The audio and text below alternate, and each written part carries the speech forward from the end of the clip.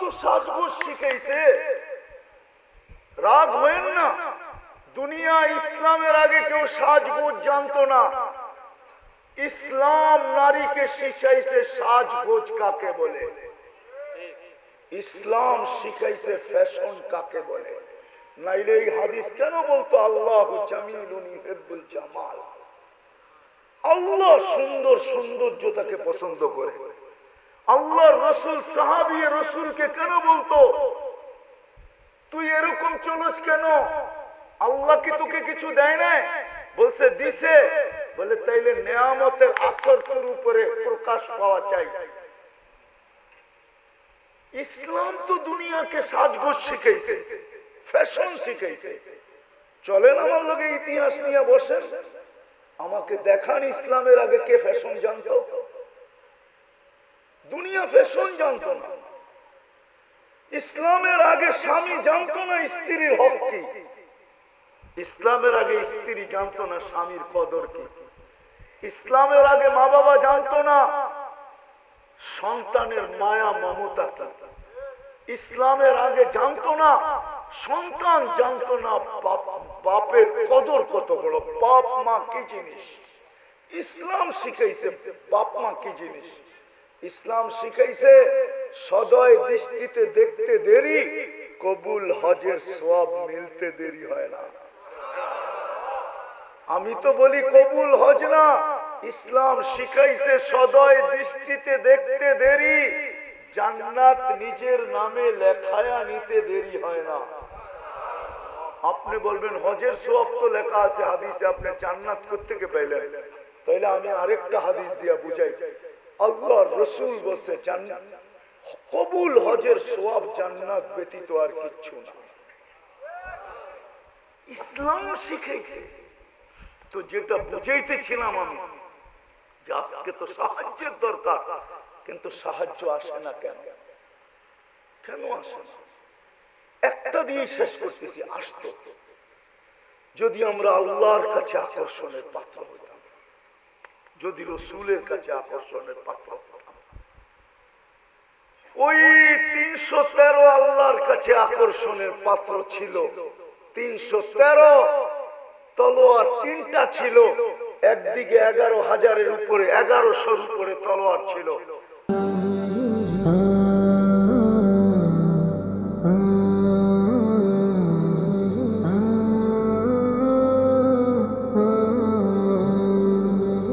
আমরা খ্রিস্টান জগৎকে বুঝাইতে পারি না যে কোরআন খ্রিস্টান জগৎকে আমাদের কাছে করছে। কাছে হুজুররা মনে হয় মানবে না, কিন্তু কোরআন দিয়ে দিতেছে। কোরআন এদেরকে আমাদের কাছে করছে। কি কাছে? এটা আমাদের লিডাররাও বুঝাইতে পারে না, আমরাও বুঝাইতে পারি না। আমরা কখনো এই ব্যাপারে মুখেই খুলি না, সারা জীবন বিরোধিতা করছি, কিন্তু কোরআন ওদেরকে আমাদের কাছে করছে। লাতাজিদুনা আশাদ্দান নাসি মুআদ্দাতান লিল্লাযীনা আমানু আল্লাযীনা ক্বালু নাহনু নাসারা। কি কোরআন পড়লাম না বানাইলাম? হাফেজরা বলো কোরআন পড়ছি না বানাইছি? কোরআন। তো কোরআন বলে লাতাজিদুনা আশাদ্দান নাসি মাওয়াদ্দাতান লিল্লাযীনা আমানু। মুসলমানদের সবচেয়ে কাছে কারা?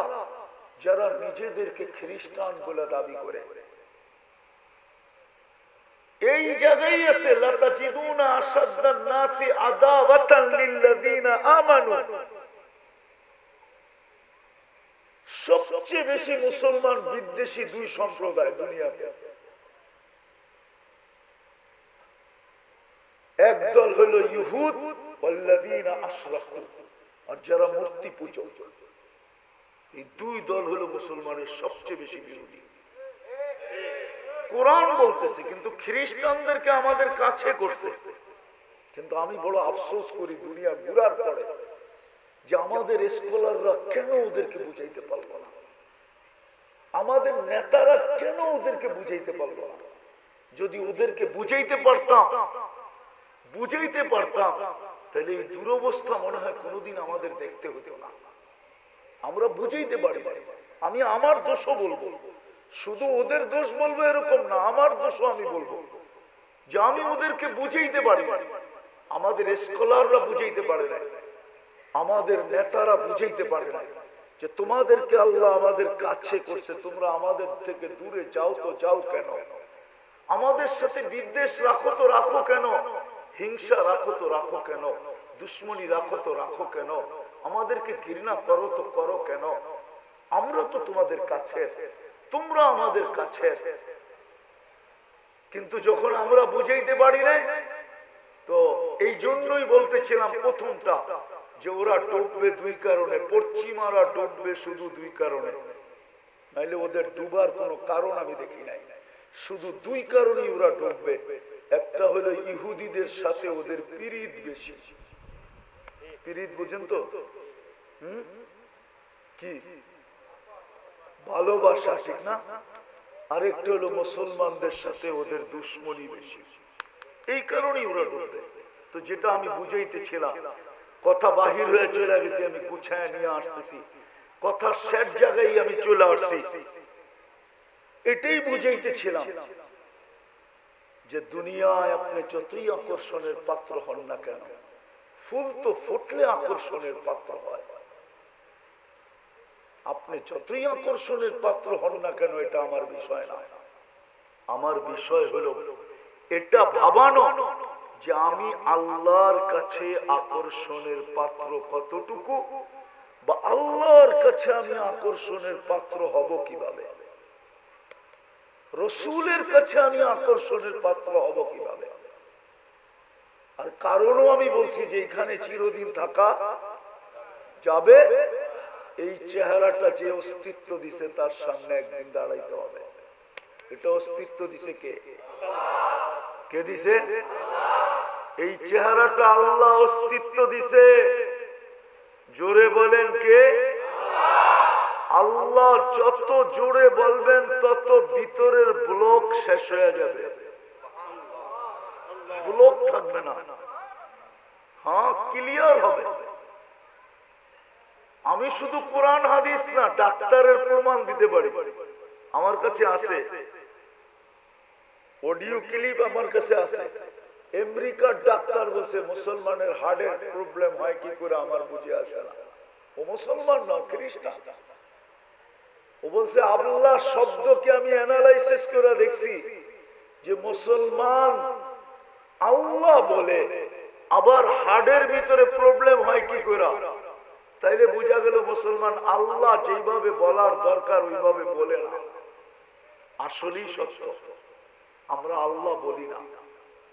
এইখানে একজনও পাওয়া যাবে না এই বিশাল জনগোষ্ঠীর ভিতরে। জানি না অন্তরালে কোনো মা বোন পাওয়া যায় কিনা যে ডেলি 200 বার আল্লাহ বলে। কয়শো বার? অথচ আমার থিওরি হলো, আমার থিওরি কিতাবের থিওরি না, আমার যৌক্তিক থিওরি হলো প্রত্যেক মানুষের ডেলি 550 বার আল্লাহ বলা চাই। বলবেন কেন, কোন যুক্তিতে? আমরা ডেলি 550 লিটার অক্সিজেন নেই। কত? 550 লিটার অক্সিজেন নেই। অক্সিজেনই আমাদের জীবনের সবচেয়ে বড় বেঁচে থাকার কি উপকরণ, অক্সিজেন। এই যে আমরা স্বাভাবিক শ্বাস নিতে পারতেছি, এটার মূল্য কিন্তু 2020-এ বাংলাদেশের এক শিল্পপতি আমাদেরকে জানায় দিয়ে চলে গেছেন দুনিয়ার থেকে। বাংলাদেশের প্রথম সারির এক শিল্পপতি যখন ভেন্টিলেটরে ছিলেন, ওনার জন্য যখন চায়নার থেকে ডাক্তারের টিম আনা হলো, তো ডাক্তারের টিম যখন কামরায় ঢুকলো, তো উনি ডাক্তারের টিমকে বলছিল তোমরা আমাকে স্বাভাবিক শ্বাস নিতে দাও, আমার পুরো প্রপার্টি কোম্পানি আমি তোমাদের নামে লেখা দিব। আপনি স্বাভাবিক শ্বাস নিতে পারতেছেন, ডেলি বৈশা নিতেছেন, কিন্তু একবারও কি আল্লাহ বলছেন যে আল্লাহ বা আলহামদুলিল্লাহ বলছেন? তো আমার যুক্তি বলে ডেলি 505 বার আল্লাহ বলা চাই, কেননা 550 লিটার আমরা অক্সিজেন নেই, 1 লিটারের বদলা একবার আল্লাহ। কিন্তু আমার যুবকরা তো ডেলি 10 বারও আল্লাহ বলে না, 5 বারও আল্লাহ বলে না, মা বোনরাও বলে না, পুরুষও বলে না। বলেন আজকে সারা দুনিয়া চিৎকার কিসের দিতেছে? সবচেয়ে বেশি চিৎকার তো দিতেছি আমরা যে আল্লাহ সাহায্য পাঠান, তাই না? না আমরা লইরা জিতা নিব? আমরা লইরা জিতা নিব? আল্লাহ সাহায্য ছাড়া পারবেন জিততে? না, মনে হয় কিছু ইয়ং বেশ আছে যারা পারবে, গায়ে লইরা জিতা নিবে। তাহলে গায়ে লইরা যদি তুমি জিতা নিতে পারো, তাহলে তোমার সে তো হামাস শক্তিশালী কম না, ঠিক না? ওরা তো যুদ্ধের ময়দানও নামাজ পড়ে, ঠিক না? ঠিক না? কি বলেন? শক্তিশালী কম না, ঠিক না? কিন্তু এখানে এত মৃত্যুর সিরিয়াল কেন বাড়তেছে? আসলে না, কসম খোদার, আল্লাহর সাহায্য ছাড়া জিতা যাবে না। পারবেন আল্লাহর সাহায্য ছাড়া জিততে? আজকে তো সারা দুনিয়ার কান্না সবচেয়ে বড়। আমি শেষ জায়গায় চলে আসতেছি, পড়ায় উঠা উঠি না করি। সারা দুনিয়ার চিৎকার তো হলো আল্লাহ সাহায্য করেন না কেন, পাঠান না কেন?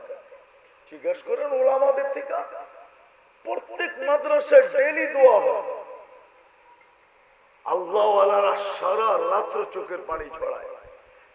গত রমজানে তো আমি মনে করছিলাম যে এইবার ঈদ দুইটা হবে, একটা রোজার ঈদ আর একটা ফিলিস্তিনের স্বাধীনতার ঈদ। কেননা আমি আমার জীবনে, কেন আমার মনে হয় মক্কা মদিনাও কোনোদিন এত কান্না দেখে নাই। গত ঈদ রমজানে যত কান্না হয়েছে, কোনোদিন এত কান্না দেখে নাই আমার মন হয়। আমি তো পড়ায় রমজানে দেখছি, কিন্তু এত কান্না, ইরাকের যুদ্ধেও আমি এত কান্না দেখি নাই। গত রমজানে ইমাম যেইভাবে কাঁদতে ছিল, মুক্তাদিরা যেইভাবে, মুসল্লিরা যেইভাবে কাঁদতে ছিল, পুরো হেরেম খচা খচ বড়া পড়ায় কুটি খানিক হবে মক্কায়, মদিনায় হবে কুটি খানিক। দুই হেরেমে যখন কান্নার রোল তুল উঠত, বেতেরের ভিতরে কুনুতে নাজেলায় ইমাম সালাম সেজদার থেকে উঠে যেত। হাজারো হবে আমি দেখছি চোখে, যারা সেজদায় পুরা কান্তি আছে, কান্তি আছে, কান্তি আছে, কান্তি আছে। আমার বিশ্বাস ছিল যে এবার দুটাই হবে। কিন্তু রোজা পার হয়ে গেল, ঈদ পার হয়ে গেল, কোরবানি পার হয়ে গেল, আবার রোজা চলে আসতেছে, 1 বছর পুরা হলো, আবার সামনে রোজা চলে আসতেছে, কিন্তু সাহায্যের কোনো লক্ষণই দেখি না। অথচ এই মুহূর্তে সাহায্যের সবচেয়ে বেশি দরকার, আল্লাহর সাহায্যের দরকার। আর আল্লাহ যদি সাহায্য করেন, তাহলে আল্লাহ তো দেখায় দিয়েছেন, ঠিক না? আমি আল্লাহ লড়লে কি হবে? আল্লাহ প্রমাণ দিছে, তুমি হাতি নিয়ে আসবো, আমি আবাবিল নিয়ে আসবো। কি হাতির সামনে আবাবিলের পার্সেন্টেজ কতটুকু জানেন? কতটুকু? হুজুররা বলুক কতটুকু? আবাবিল আদা 6টা ওজন না, কিন্তু শুধু আর ডানা গুলাই আছে, আর কিচ্ছু নাই। ও শুধু, কেউ হজ করছেন সামনের? করছেন হজ? রাত্রে দেখছেন হেরেমের কাবার চতুর্দিকে ছোট ছোট একটা পাখি চোখে দেখা যায় না, উঠতেছে, ওটা আবাবিল। ওটাই আবাবিল। ওর শুধু 2টা ডানাই আছে, আর কিছু নাই। 1 লক্ষ গুণ ছোট না, 1 কোটি গুণ ছোট বললেও মনে হয় মিথ্যা হবে না। হাতির থেকে 1 কোটি গুণ কি ছোট। আল্লাহ বলে, তুই হাতি নিয়ে আসছিস, আমি আবাবিল নিয়ে লড়বো। আরো একটা উদাহরণ দেখাই। ফেরাও নমরুদের রাজত্ব ছিল 800 বছর। কত? পুরো 800 বছর কোনো অপোজিশন ছিল না। মশা ঢুকার আগে 400 বছর, মশা ঢুকার পরে 400 বছর। একটাই ইতিহাসে মশা পাওয়া যায় যার 400 বছর বয়স ছিল, যেটা নমরুদের মাথার ভিতরে ঢুকছিল। বাকি সব মশা 72 ঘন্টায় মরে যায়, শুধু এটা 400 বছর, তাও ল্যাংড়া। আল্লাহ পাল্লাকে সমান করতেছিলেন। যখন মশা ঢোকে নাই তখন যে আসতো সে নমরুদকে সেজদা করতে হইতো। যখন মশা ঢুকছে তো এখন যে আসতো সে আইসা আগে মাথায় জুতা দিয়ে একটা বাড়ি দিত। তো আল্লাহ জুতার বাড়ি আর সেজদা দুটার পাল্লা কি করছে? সমান করছে। তো আল্লাহ নমরুদের মতো। ও আরেকটা মজার খবর, 4 জন বাদশার ভিতরে একজন নমরুদ, যাকে আল্লাহ পুরা দুনিয়ার রাজত্ব দিছিলেন, তার ভিতরে একজন হলো নমরুদ। আল্লাহ লড়ছে কি নিয়া? কি মশা, তাও ল্যাংড়া। কি আজকে যদি আল্লাহকে বলি আল্লাহ আপনি লড়তে চলে আসেন, তা আল্লাহ তো আমাকে বুঝে আমি লড়ি, তো লড়ি কি কইরা? সারা দিনে তো 110 বার আল্লাহ বলে না। শুক্রবারের পর শুক্রবার আসে, কোন শুক্রবারে 200 বার কেউ দুরূদ পড়ে না। অথচ আমি তো হুকুম দিছিলাম বন্ধুকে যে উম্মতকে বইলা দেন শুক্রবারে যেন আপনার উপরে বেশি বেশি দুরূদ পড়ে। আর দুরূদ তো এই জন্যই ছিল যে পুলসিরাত পার হবে দুরুদের প্রটোকলে। যার দুরূদ যত বেশি সে পুলসিরাত পার হবে তত সহজে। এই জন্য এই উম্মত ডাইরেক্ট জাহান্নামে পড়বে না। জাহান্নামে যদি পিছলাইও যায় পুলসিরাত থেকে, তো পুলসিরাত ধইরা লটকায়া থাকবে, ঝুলা থাকবে। দেখা হবে আর দুরূদ আছে কিনা। যদি দুরূদ পড়া থাকে তো দুরূদ ছুটতে ছুটতে আসবে, একে ধইরা পুলসিরাতের উপরে উঠায় দাঁড় করাবে। দুরূদ আগে পিছে ডাইনে বামে হইয়া একে পুলসিরাত পার করাবে। শুক্রবারে বলছিলেন তো দুরূদ পড়তে, দুরূদ তো পড়ে না। নবীর আদর্শ তো বাদই দিলাম, নাইলে এত টাকা কেন চুলের পিছে যুবক খরচ করবে? অধিকাংশ যুবকই তো 500 টাকার নিচে চুল কাটা হয় না। কেননা ও চুলের ডিজাইন দেখে নেটের ভিতরে পছন্দ যেটা হয় ওটাকে দেয় স্ক্রিনশট, নিয়ে যায় সেলুনে, সেলুনওয়ালা ডিজাইন দেখেই কাইতে পড়া যায় আর বলে এটা 500 কমে কাটা যাবে না। কিন্তু ওর তো ডিজাইন দিলের ভিতরে ঢুকে গেছে, ও বলে 500 কেন, 1000 হইলেও কাটবো, কাট। 500 টাকা দিয়ে চুল কাটা। মা বোনরা ফ্যাশন করে নেটে দেখা। ইসলামে কি সাজগোজ নাই? না নাই, নাই সাজগোজ। হুজুররা বলো, ইসলামে যদি সাজগোজ না থাকতো তাহলে আল্লাহর রাসূল সফর থেকে ডাইরেক্ট বাড়িতে কেন আসতেন না? ওটা তো হাদিসে আছে, ডাইরেক্ট বাড়িতে আসতেন না। জিজ্ঞাসা করছে, ইয়া রাসূলুল্লাহ এতদিন পরে আসলাম, ডাইরেক্ট যে ঢুকা যাই? আল্লাহ রাসূল বলছেন না, কোন অবস্থায় আছে তুমি কি জানো? হয়তো যায়া দেখবে চুল এলোমেলো, কাপড় সাপড় ময়লা শয়লা, সাজ নাই গুজ নাই।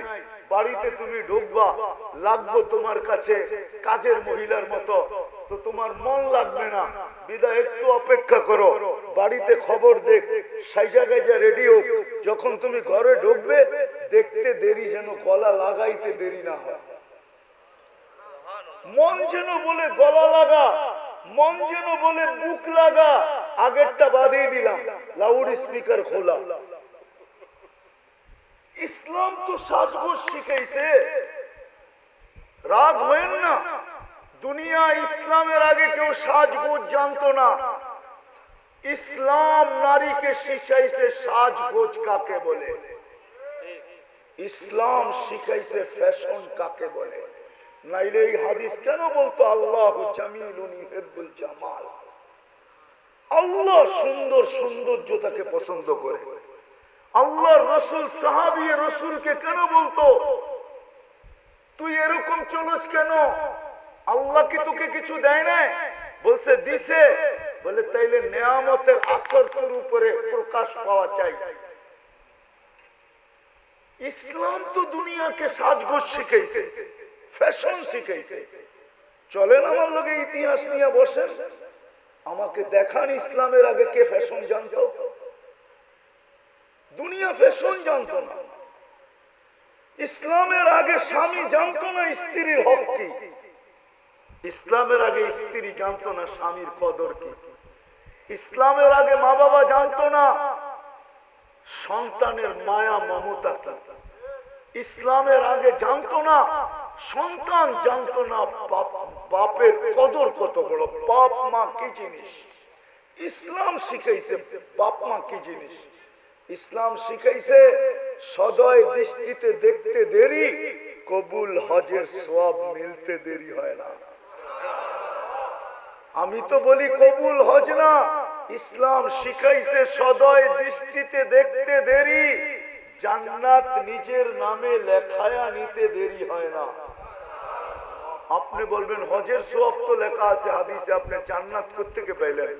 তাইলে আমি আরেকটা হাদিস দিয়া বুঝাই। আল্লাহর রাসূল বলছে জান্নাত, কবুল হজের সওয়াব জান্নাত ব্যতীত আর কিচ্ছু না। ইসলাম শিখাইছে। তো যেটা বুঝাইতেছিলাম আমি, যে আজকে তো সাহায্যের দরকার, কিন্তু সাহায্য আসে না কেন? কেন আসে না? একটা দিয়ে শেষ করতেছি। আসতো যদি আমরা আল্লাহর কাছে আকর্ষণের পাত্র হইতাম, যদি রাসূলের কাছে আকর্ষণের পাত্র হতাম। ওই 313 আল্লাহর কাছে আকর্ষণের পাত্র ছিল। 313 তলোয়ার তিনটা ছিল, একদিকে 11,000-এর উপরে 1100-র উপরে তলোয়ার ছিল, আর এই দিকে মুসলমানদের কাছে 3টা তলোয়ার ছিল। শুধু আল্লাহর কাছে আকর্ষণের পাত্র ছিল, রাসূলের কাছে আকর্ষণের পাত্র ছিল। তো আল্লাহ কোরআন নামায় বলতেছে, বন্ধু ওমা আপনি খেলবেন না, আমরা খেলবো। ওমা রমাইতা ইয রমাইতা ওয়ালাকিন্নাল্লাহ রমা। বন্ধু আমরা খেলবো, আপনি খেলবেন না, খেলবো তো আমরা। আল্লাহকে যদি প্রশ্ন করি, রমজান মাস 70 কিলোমিটার দূরে কেন মদিনার থেকে নিয়ে আসলেন? আল্লাহ যেন আমাকে বুঝাইতে চায়। বন্ধুকে মনে হয় আল্লাহ বলছে, বন্ধু আপনি না আসলে খেলা জমবে না, আপনাকে খেলা জমানোর জন্য নিয়ে আসছি, আর দর্শক না হইলে খেলতে মজা লাগবে না। আপনাকে তো দর্শক হিসাবে আনছি, খেলছি তো আমরা। আজকেও আল্লাহ খেলতেন, আজকেও আল্লাহ খেলতেন। নাইলে আমার যুক্তিতে বুঝিয়ে আসে না, আমাদের পরে কোনো উম্মত নাই না? আছে? আমাদের নবীর পরে কোনো নবী আছে? হ্যাঁ, নাইলে আপনারা কেন স্লোগান দেন নবীর পরে নবী নাই, সংসদে আইন চাই? কেন স্লোগান দেন? আমাদের নবীর পরে তো কোনো। তাইলে আল্লাহকে যদি প্রশ্ন করি, আল্লাহ কোরআন তো দেখি, ওয়ালিল্লাহি জুনুদুস সামাওয়াতি ওয়াল আরদ, জমিন আসমানের সমস্ত সৃষ্টি আপনার সৈনিকের অন্তর্ভুক্ত। আয় আল্লাহ একটাকে হুকুম দেন না, আমাদের পরে নবীর পরে তো নবী নাই, আমাদের পরে উম্মত নাই, এই সৈনিক বসায় বসায় খাওয়াইতেছেন, কারণটা কি? পাঠান না ফিলিস্তিন, একদলকে পাঠান, একদল পাঠাইতে তো হয়।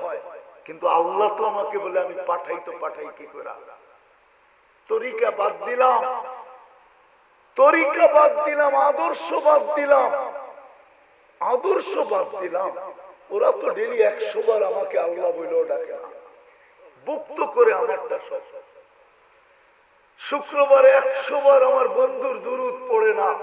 আমি তো তোমাদেরকে ইজ্জত করছিলাম বন্ধুর খাতিরে, নাহলে তোমাদেরকে এত বড় সম্মানে ভূষিত করব তো করব কেন? কুদরতি হাতে আমি তোমাদেরকে বাছাই করব তো করব কেন? তোমাদের মাথায় শ্রেষ্ঠত্বের মুকুট দিব তো দিব কেন? কুনতুম খায়রা উম্মার ঘোষণা দিব তো দিব কেন? তোমাদেরকে আমি আমার জন্য পছন্দ করব তো করব কেন? সুহাদা আলান নাস, কিয়ামতের দিন আল্লাহ নিজের জন্য আমাদেরকে পছন্দ করছেন। আমি কেন তোমাদের জন্য, তোমাদেরকে আমার জন্য পছন্দ করব? এরা তো আমার বন্ধুর উপরে দুরূদ পড়ে না। যুবক তো নবীর স্টাইলে চুল কাটে না, মা বোনরা ফাতেমার স্টাইলে সাজে না। সব বাদেই দিয়া দিলাম, আল্লাহ তো আমাকে অভিযোগ করে সবকিছু বাদ, ডেলি আমি 5 বার ডাকি, তাও যদি আসতো 80% তো আসে না।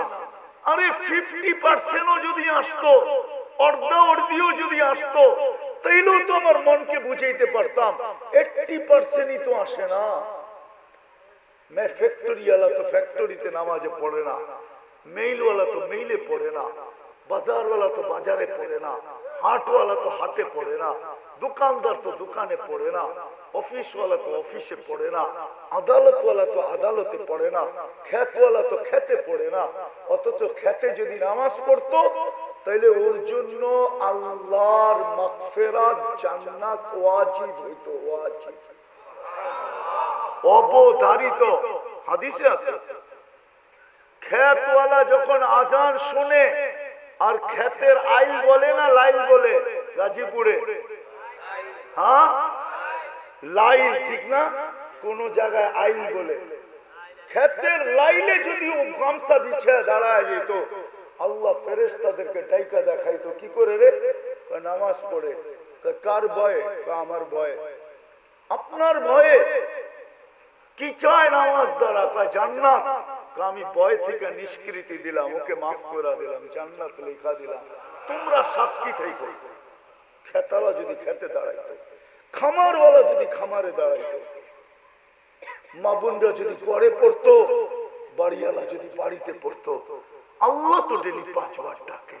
শুধু আল্লাহ তো ডাকে না, রহমানও ডাকে, রহিমও ডাকে, মালিকও ডাকে, কুদ্দুসও ডাকে, সালামও ডাকে, মুমিনও ডাকে, মুহাইমিনও ডাকে, আজিজও ডাকে, জব্বারও ডাকে, মুতাকাব্বিরুল খালিকুল বারিকুল মুসাব্বিরুল গফফারুল কাহ্হারুল ওয়াহ্হাবুর রাজ্জাকুল ফাত্তাহুল আলিমুল কাবিদুল বাসিতুল খাফিদুর রাফিউল মুইজ্জুল মুদিল্লুস সামিউল বাসীরুল হাকামুল আদলুল লতীফুল খাবীরুল হালিমুল আযীমুল গফুরুশ শাকুর العلي الكبير الحفيظ المقيت الحسيب الجليل الكريم الرقيب المجيب الواسع الحكيم الودود المجيد الباعث الشهيد الحق الوكيل القوي المتين الولي الحميد الموصي المبدي المعيد المحيي المميت الحي والقيوم الواجد الماجد الواحد الاحد الصمد القادر المقتدر المقدم المؤخر الاول والاخر الظاهر والباطن الوالي المتوالي البر التواب المنتقم العفو الرؤوف مالك الملك ذا الجلال والإكرام المقسط والجامع والغني والمغني المانع الضار النافع النور الهادي البديع والباقي الوارث والرشيد الصبور جل جلاله নিরানব্বই পদের মালিক আল্লাহ ডাকে, তারপরও আসে। এদেরকে সাহায্য করে তো করে কি করে? এই জন্য শেষ কথা, আসেন যদি চাই আল্লাহর কাছে আকর্ষণের পাত্র হওয়ার জন্য, যদি চাই রাসূলের কাছে আকর্ষণের পাত্র হওয়ার জন্য, যদি চাই অতি সত্বর আমাদের জন্য সাহায্য নেমে আসো, তাহলে আজকে 2টা কাম করতে হবে মনের থেকে, 2 থেকে 3টা। পারবেন? সর্বপ্রথম মনের থেকে তওবা করতে হবে। আমি তো বলি, আপনাদের মিডিয়ার মাধ্যমে বলি, আমার বড় ব্যথা লাগে, সারা দুনিয়ার মুসলিম স্কলাররা এই কথা কেন বলে না? সারা দুনিয়ার 200 কোটি মুসলমানের জন্য একটা দিন, তওবার দিন হিসাবে নির্ধারিত কেন করে না?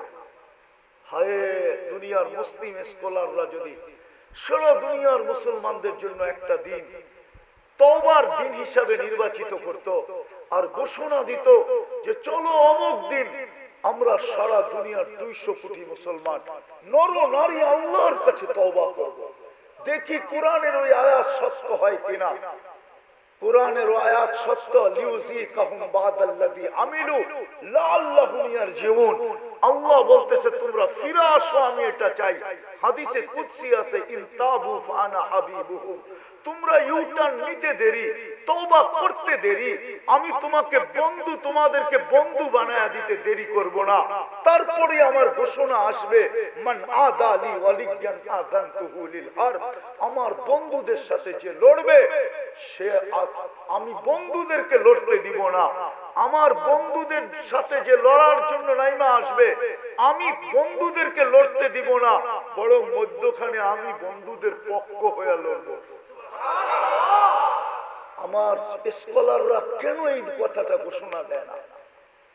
কিন্তু আমার কথা তো কারো কাছে যাবে না, কিন্তু আমার ভিতরে ব্যথা।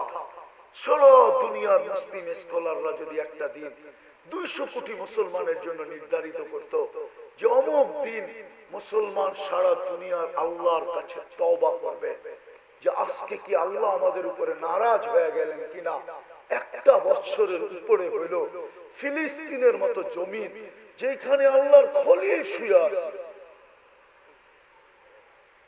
ও দিয়ে খলিল আমি চোখে দেখা আসছি। আমি তো ফিলিস্তিন 14 বছর আগে পাড়ায় আসছি, ও দিয়ে মুসা তো আমি দেখা আসছি। 70 জনের উপরে নবীদের কবর আছে এখানে। হায় হায় হায়, 1.25 লক্ষ নবীদের সম্মিলন হয়েছে মেরাজের রাত্রে ওই বাইতুল মুকাদ্দাস।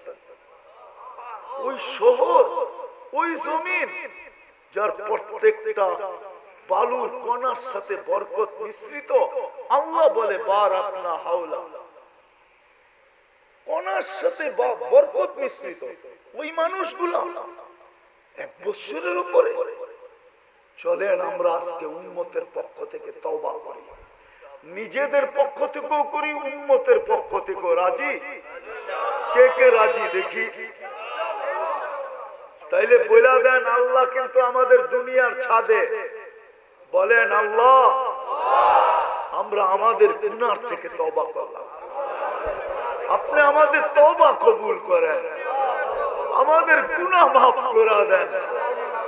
সাথে সাথে আমরা পুরো উম্মতের পক্ষ থেকে তওবা করলাম, আপনি উম্মতের উপরে আর নারাজ থাকেন না। আল্লাহ আল্লাহ আপনি আমাদের উপর রাজি খুশি হয়ে যান। কালকে সকালে আপনি সূর্যকে উঠান তো একটা সুসংবাদ নিয়ে উঠান যে আমাদের মাথা আপনার কুদরতির পায়ে শুকরান ঝুঁকা যায়। আমাদেরকে কোনো খুশির সংবাদ শোনায় দেন মালিক। নামান আল্লাহ আমাদের তওবার বিনিময়ে যেন ওইখানে কোনো সাহায্যের ফয়সালা করেন। আজকে 3 দিন আগে ওরা নেটের ভিতরে ছাড়ছে যে আমাদের কাফনের কাপড় নাই। যেই হারে আমরা ঘরের কম্বল পেঁচায় লাশ কবরে দিতেছি, কয়েকদিন পরে আমাদের ঘরে কম্বলও থাকবে না। সামনে শীত আসতেছে, আমরা কম্বল না থাকলে আমরা মনে হয় শীতেই মারা যাব। ও দুনিয়ার মুসলমানরা, কিছু না পাঠাও আমাদের জন্য, আমাদেরকে একটু কাফনের কাপড় হলেও পাঠাও। নেট খুলে দেখে আমাদের জন্য একটু কাফনের কাপড় পাঠাও। আফসোস, দ্বিতীয় যে দুটা বলতে চেয়েছি, আজকের থেকে চলেন অঙ্গীকার করি নামাজ কোনদিন ছাড়ব না। পাক্কা? সত্য? নামা নামিয়ে, এটা তো এই এলাকার নাম কি? সিঁড়ির চালা মধ্যপাড়া, ঠিক না? আমি যুবকদের পায়ে হাত দিয়া বলবো, সাথে সাথে আপনাদের পায়ে হাত দিব। আপনারা কমসে কম এই মহল্লাটাকে বেনামাজি মুক্ত করার চেষ্টা করেন। পারবেন? আমি তো একটা দেশ চিনি, এই দেশে কোনো বেনামাজি নাই। আমি 6 বার গেছি ওই দেশে, কোনো বেনামাজি ওই দেশে নাই। এটা আমার প্রথম দিন প্রমাণ হয়েছে। আমি প্রথমবার যখন যাইতেছিলাম আদিস আবাবার থেকে ইথিওপিয়ার থেকে আমার ফ্লাইট ছিল, আমার পাশে যিনি বসা ছিল ও প্লেনে পুরা দাঁড়াইতে পারতো না, ছাদে লেগে যেত। প্লেন একটু নিচা থাকে না, লাগেজ লুগেজ বড়ার পরে ও মাথা উঁচা করতে পারতো না, এরকম লম্বা। আর মাশাআল্লাহ কালো তো এরকম কালো, আফ্রিকান মানুষ তো চাঁদে, আফ্রিকার মানুষ কালো। তো আমি কথা বলতে বলতে ওরে নামাজের সময় চলে আসছে, আমি নামাজের কথা বলছি, তো ও হাসি দিয়া বলে মুসলমান নামাজ পড়ে না, তুমি এই কথা বিশ্বাস করলা কি, ধারণা করলা কি করে যে মুসলমান আর নামাজ পড়বে না? দেখলাম নামাজ পড়লো প্রথমবার, তো আমার দাওয়াত ছিল ওর বাড়িতে, তো নামাজের সময় আমি গেলাম, তো বললো চলো আগে নামাজ পড়ে নি পরে খাবো। তারপরে আমি 6 বারে ওদেরকে পরীক্ষা করছি, বিলকুল টপ টু বটন, প্রেসিডেন্ট থেকে নিয়া, সেনা প্রধান থেকে নিয়া, নিচের আমলা পর্যন্ত একজনও পাই নাই নামাজের আজান কানে ঢুকছে আর বলছে নামাজ আগে কাজ পড়ে। আজান কানে পড়তে দেরি, চিৎকার দিয়ে উঠা বলে নামাজ আগে কাজ পড়ে, এবং নিজে ইমামতি করে নামাজ পড়ায়। কি আমি প্রেসিডেন্টকে দেখছি নিজে ইমামতি করে নামাজ পড়ায়। আর কেরাত শুনলে আমাদের দেশের কারীরাও কইব কেরাত এত সুন্দর, কেরাত হদর এত সুন্দর পড়ে। তো মেরে দোস্ত, আমরা কি একটা ইউনিয়ন বানাইতে পারবো না? হ্যাঁ পারবো না? একটা মহল্লা পারবো না? এই জন্য বলতেছি সাহায্য ওই পর্যন্ত আসবে না। ইহুদিরা এখন একটা স্লোগান দেয়, কি জানেন? এটা আমাদের হুজুররা জানে না, কেননা হিব্রু ভাষায় দেয় তো, এই জন্য আমাদের হুজুররা এটা বোঝে না। ওরা একটা স্লোগান দেয়, ইদান নাহনু ফিল আমান দাম্মিরুল মুসলিমিনা কাইফা তুদাম্মিরু কাইফা তুরিদুনা আন তুদাম্মিরু।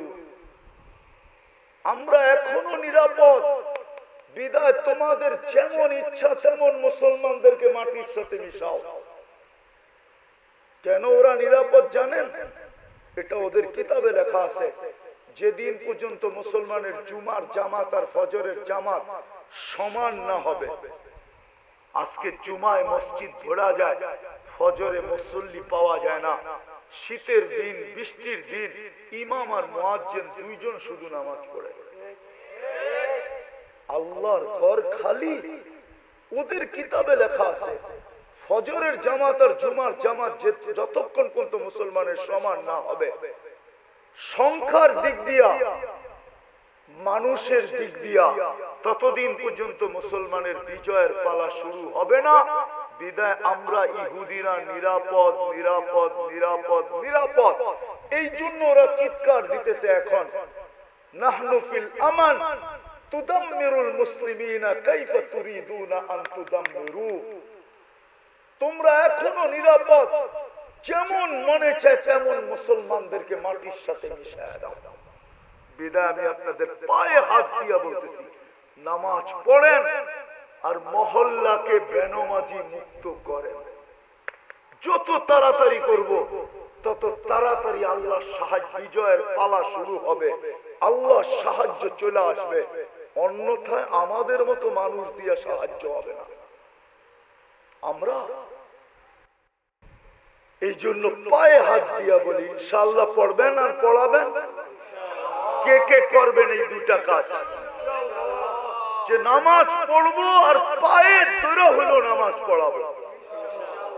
বিশেষ করে আমি উমর ইবনুল খাত্তাব রাদিয়াল্লাহু তাআলা আনহু এই সংগঠনকে বলবো যে শুধু তোমরা না, তোমরা শুধু পুরস্কার নিলে চলবে না, 40 দিনের পুরস্কার, বরং তোমরা পুরুষ 40 দিন নিজে পড়তেও হবে, আবার আরেকজনকে পায়ে ধরে পড়াইতেও হবে।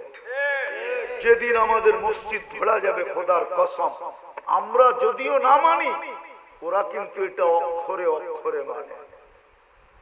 ওরা সারাদিন আপনাদের মসজিদের স্যাটেলাইট লাগায় রাখছে, আপনি জানেন না? দুনিয়ার সারা মিডিয়া কাদের? আরে বলেন না, ইন্টারনেট কাদের, গুগল কাদের, ফেসবুক কাদের, সব ওদের, সবগুলো হেড অফিস তেল আবিব।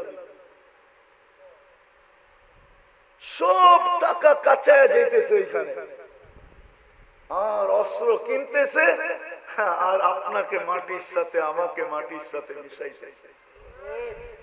মুসলমান আমি তো এই জন্য বলি, আজকে যদি মুসলমান 200 কোটি বলতো যে আমরা আমাদের নিজস্ব দেশের পণ্য ছাড়া দুনিয়ার কোনো পণ্য ব্যবহার করব না, আজকে বলো, কালকে দেখেন দুনিয়াতে চিৎকার কিভাবে শুরু হয়, কিভাবে আপনার পায়ে ধরা শুরু হয়। দেখেন তেলের দাম কতটুকু বাড়ে আপনার পায়ে মালিশ করার জন্য। কিন্তু 200 কোটি মুসলমান তো এক হবে না, আমাদের মুসলমানদের শাসকরাও তো এক হবে না। এই জন্য কমসে কম যেটা আমাদের করণীয় করা যায় সেটা হলো আমরা নামাজ পড়বো, পায়ে হাতে ধরা মসজিদ ভরবো।